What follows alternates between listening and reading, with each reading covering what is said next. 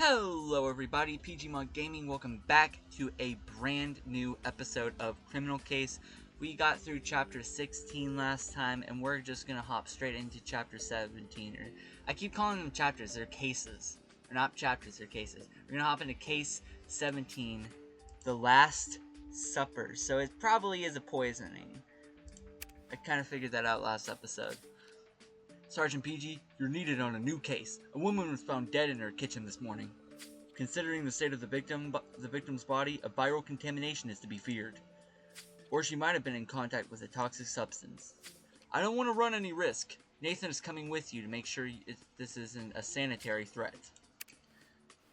So we're bringing somebody else along. That's nice.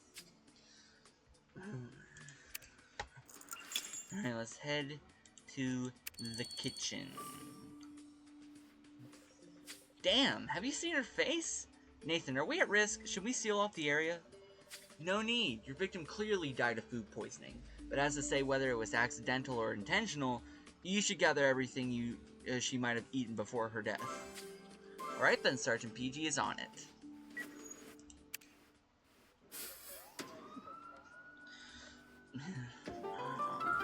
Oh, no. Yep. Oh, fuck. Her face. That's all I needed to see. Ooh, greasy paper. Okay, mousetrap. And chocolate box. So we got a greasy paper and a chocolate box. Those are possible things that she could have consumed if she was going to be poisoned. Well guys, thanks for prepping the body. I'll take it to the lab and see you there for the autopsy results. Now PG, since the victim died of food poisoning, we better have a look at this chocolate box. And this greasy paper is still warm to the touch, but the label on it is illegible. Can you have a look, PG?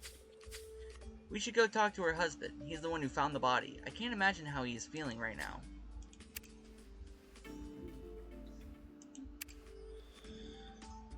Okay, well let me, hold up. I'm gonna have to pause for a sec just to see if I'm recording, because I always gotta make sure my OCD gets the better of me, and I always gotta check, so give me a sec. Alright, I am very much recording, so let me actually talk. Okay, let me actually go here. Let me send this paper real quick.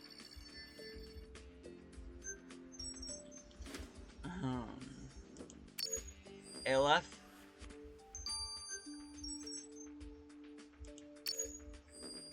Alf hot dog, bro. Alf hot dog. Ah, come on. Not Alfie. Not Alfred. Come on, man. He better not have killed her. Good job, PG. So this hot dog paper came from Alfred Ziegler's stall. You remember him? We talked to him during that dreadful bomb crisis. You're right, PG. This hot dog might be the last thing Daisy ate before she died. We need to talk to Alfred.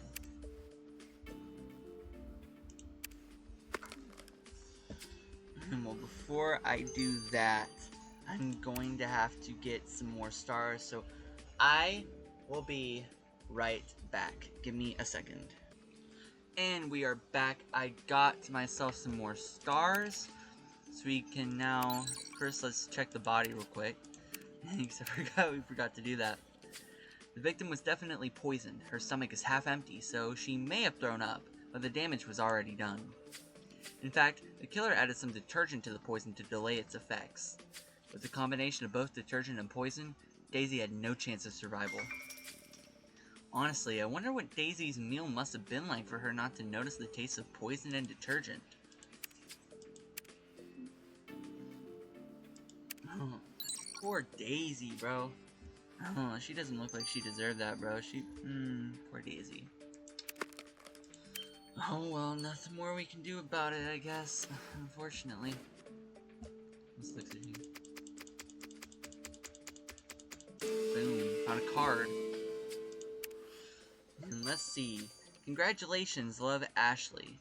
I don't know for you, but I don't send people heart-shaped chocolate boxes just to congratulate them. Let's get this note to Alex, see if he can figure out who this Ashley who sent the box of chocolates.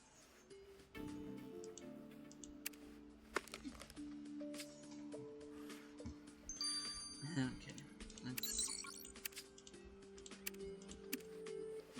I crossed the chocolate box's note you found in Thompson's kitchen with a list of their relatives, friends, and colleagues. And the winner is Ashley Collins. She's the assistant of Gabriel Thompson, the victim's husband. I also looked for some information about that Gabriel Thompson, and he is the CFO of an investment bank in Eastfield Market.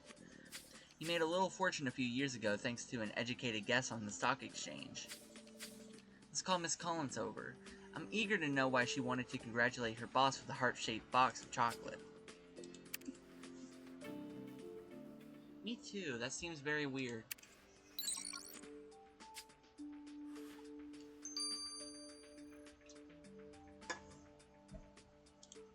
Yep, let's talk to Gabriel first. Mr. Thompson, so sorry for your loss. Yes, Daisy's death is a tragedy, but oh well. Life goes on, doesn't it?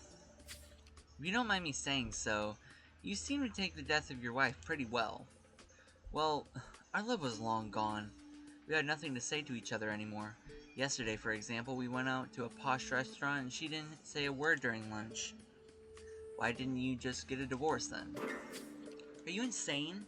Divorcing Daisy would have lowered my standard of living by half. Love isn't essential to make a marriage work.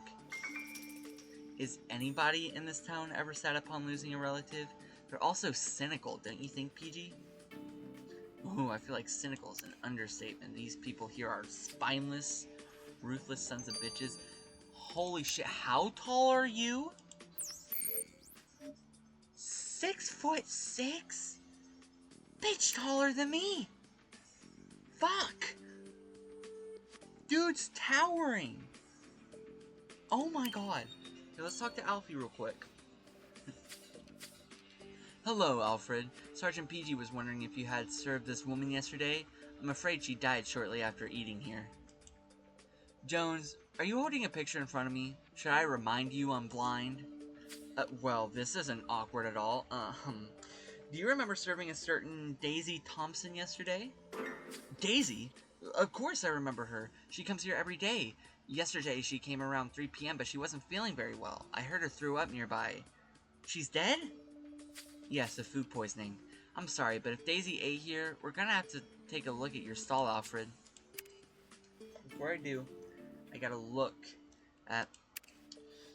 I gotta look at this Ashley Collins chick. Miss Collins, why did you send a box of chocolates to your boss? To celebrate the death of his wife, maybe?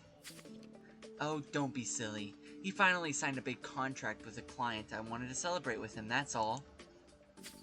I don't think ending a note with love sounds very professional, am I wrong?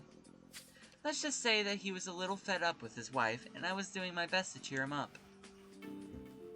Man, so definitely an affair. Oh my god.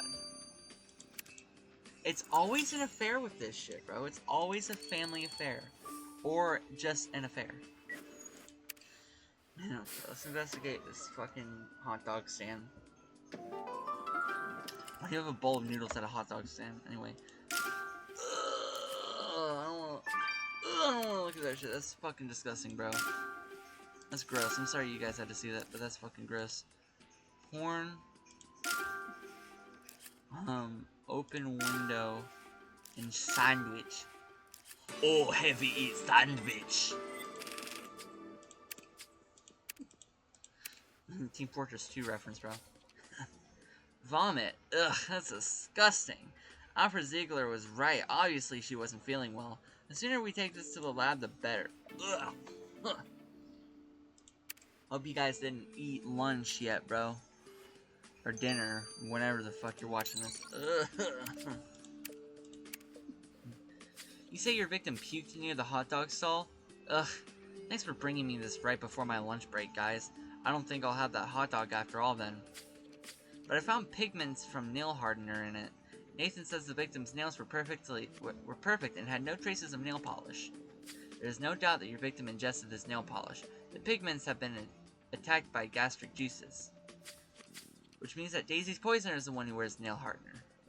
I know you can be old-fashioned sometimes, Jones, so I'm warning you. This kind of nail hardener is worn by both men and women. Great. So that doesn't narrow down our suspects at all. They all could be wearing nail hardener. Ugh. What luck. Okay, let's jump to chapter 2. In this day and age, I can't believe people would use poison to kill somebody. I don't think I'll ever be able to get Daisy's face out of my head. We figured out that the killer wears nail hardener and used detergent to delay the poison's effects, but now we don't have any leads left. The only thing to do is to brainstorm. Nathan has been decisive so far. We should go to his lab. A brainstorm? Let me start! Your killer must be well versed in the art of cooking. They knew exactly what to cook to disguise the taste of poison. Alright, PG, I must admit that if the killer is a good cook, then we should pay Alfred another visit. Isn't he the best hot dog maker in town after all? What else? Considering the poison has been mixed with detergent, I'd say it may have taken up to 12 hours for Daisy to feel the poison's effects. Hey, I want to brainstorm too. I read the statement on her husband and... Aw, Ramirez, this is a grown-up discussion. Why don't you have some parking tickets to fill? Hey, I can be useful. I did my own research, and the posh restaurant Gabriel and Daisy usually went to for lunch is called Ches Valentine. Ches Valentine? I've always wanted to go there. Now at least I've got a reason to take a look at their kitchen. So, PG, what do you want to start with? I say that I go to Alfred. Visit him real quick, give him a quick visit.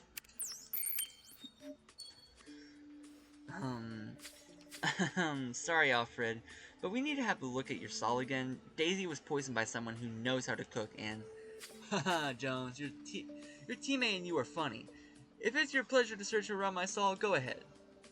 Oh, thank you for your understanding, Alfred, but as Sergeant PG says, we do have to stay unbiased. Well, I'm glad Alfred is a good sport about it and understands.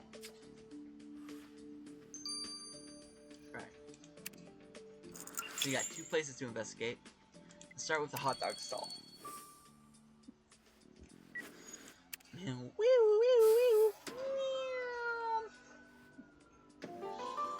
Okay, let's see what we got here. We got a plate, a hamburger, a clapperboard, I don't know why that's here, a license plate, a mug, and ooh! Sausage is covered in green goop. Ugh. It's a fucking eyeball in your fucking relish, it looks like, bro. That's disgusting, too. This cart needs to be condemned. Best hot dog of all time? People eating eye juices up in here? Because look at that fucking eyeball. Never mind. Oh!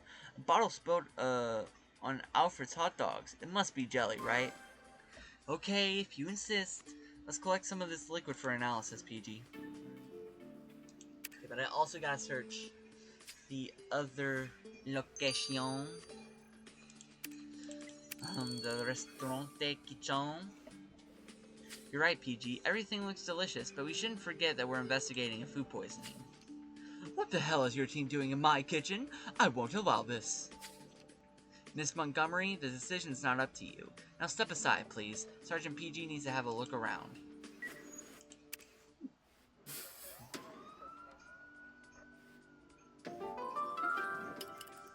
Right. Chef's apron. Yeah, first thing I see. And it has a blue splotch on it. That might be important. Piece of candy and a pot of water. Damn. This kitchen's messy. This shit's a fucking health code violation. Pine cone, torn article, and a mop. Yeah, I wouldn't want to be eating anything out of this fucking kitchen. You see how messy this shit is? Fuck. Man, that stain on the apron doesn't look like food. You're right. Let's get a sample to the lab. There's also what looks like an article, but it is completely torn. I'll let you work your magic, PG. And thank you very much. Okay, but I'm gonna get the rest of these stars, so I will be right back. Give me 1 minute. Alright, I've officially gotten all these stars, so we can now continue where we left off. Let's first examine the hot dogs. The hot dog. Okay, where's the green goop on the hot dog? Nope. Okay, first one down.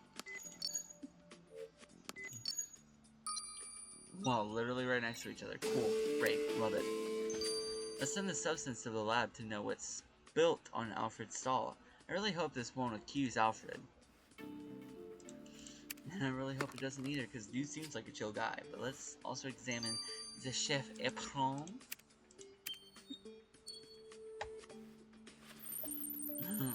Come on.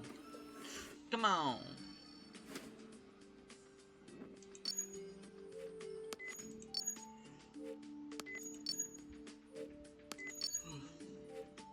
Come on. There we go.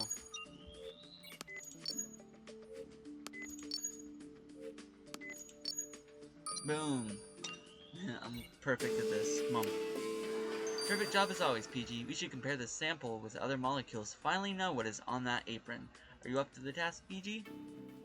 I wouldn't be the greatest detective of all time if I didn't know how to do this.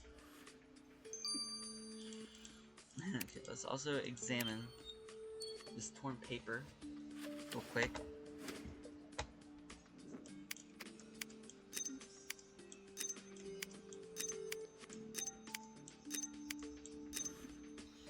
Come on. Too easy. That's quite an inflammatory review. No wonder Valentine tore it up. The food critic is a certain Tobias Sharp. He wrote that Ches Valentine is the dirtiest place he has ever eaten at, and that he wouldn't be surprised if the beef on in his plate had been replaced by rat meat. Obviously, he didn't like dining there. It's a little surprising. Is he talking about the same place? It doesn't seem to be such an unhealthy. It doesn't seem to be such an unhealthy place. We should talk to this food critic. And I'm also sorry if I sound a little bit quieter than usual. My grandma just went to bed, and I'm also feeling a little bit tired, so I do not want to, like, talk overly loud. Let's examine these molecules. Alright. One of these two. This one right here. Right? So, this one. Let's see. Use that on the end, so it's that one right there.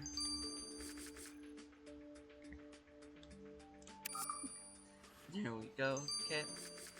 Too easy. This is the part where I really gotta make sure.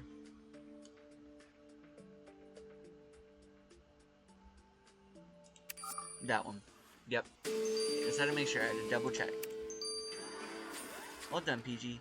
We now know that the stain on the chef apron is detergent. The same detergent was found in the victim's stomach. PG, we should go have a talk with Valentine Montgomery. Okay. Alright, let's talk to Grace about this sample. Those sausages came from Alfred's stall. I really hope none of his customers ate them. The green liquid spilt on them is in fact a very concentrated detergent. Damn it, so you were right, PG. Maybe Daisy didn't get sick before she ate Alfred's hot dogs in the end. Sergeant PG, Officer Jones, Ashley Collins is still locked in the suspect room. I forgot the key at home. I need you to come. How do these things keep happening to you, Ramirez? Okay, PG, let's go release Miss Collins. Okay, we got several people to talk to before we end the episode. What we got here. Mr. Sharp, it seems you did not enjoy your meal at Ches Valentine, to say the least. There are two things I never joke about. Food quality and hygiene. Ches Valentine fails on both accounts. I personally clean my kitchen with detergent that kills 100% of the bacteria. I would expect Miss Montgomery to do the same. Also, the service leaves much to be desired. Yesterday I ordered a seafood risotto and ended up with bolognese spaghetti. That's how I feel like he would sound. He sounds like he's British. Or no, not sounds. He looks like he sounds British. Tobias Sharp really has a personal grudge against Valentine. He seems to want nothing more than publicity to oh my god, I can't speak. He seems to want nothing more than to publicly humiliate her. But I cannot connect their little feud to Daisy's death. I hope you'll be able to shed some light on this, PG. I surely will. Okay, time to talk to Valentine Montgomery. Sorry,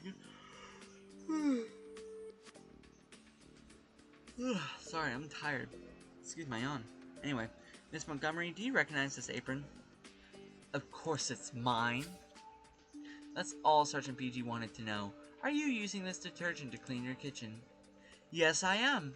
I don't understand why you are asking those stupid questions, officers. My kitchen is irreproachable. Very well. That's all Sergeant PG wanted to know. What a control freak. But at least we know that she uses the same detergent that was used than the one used to delay the poison's effect. Okay, we then now also have to talk to Miss Collins about letting her out of the interrogation room. Miss Collins, we are sorry to have kept you so long. You better be. Fortunately, I always have a nail hardener on me. It keeps me busy while I was locked here. You always have your nail hardener on you? You always need to be perfect down to your fingertips when you're at Gabriel's side. And yet you have a stain on your jacket. Thanks to you, I was cleaning when your men came to fetch me, and they made me spill detergent on my jacket. Ashley's getting more suspicious by the minute. What's to say she didn't poison her lover's wife? Alright. Well, that is pretty much it for today's episode. We got a pretty interesting affair going on right now. Okay, we have two different stories, right? We have two different stories. Okay, we have the story between Gabriel and Miss Ashley here, alright? The victim's husband and the husband's, lover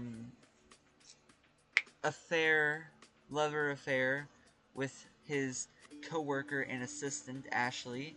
And then over here we got the feud between restaurateur and food critic. So, you know, it's getting quite messy with the different storylines here, but very intriguing.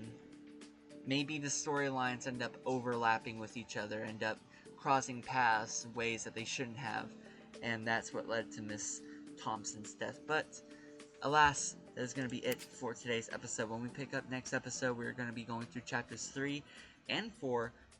It's not going to be tonight, though. Okay, it's not going to be tonight because I'm tired. I need to get some rest for tomorrow. Anyway, thank you guys so much for watching today's episode. If you guys did enjoy, don't forget to leave a like, subscribe to all the things, because you guys are so freaking amazing. I love you guys so much. You guys mean the absolute world to me. Still tired.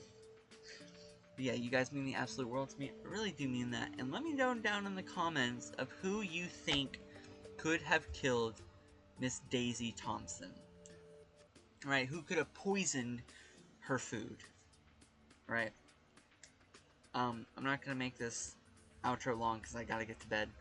So, I'm just going to leave it with this. Remember, everyone, stay safe, be good people, and until next time, my good friends, bye-bye!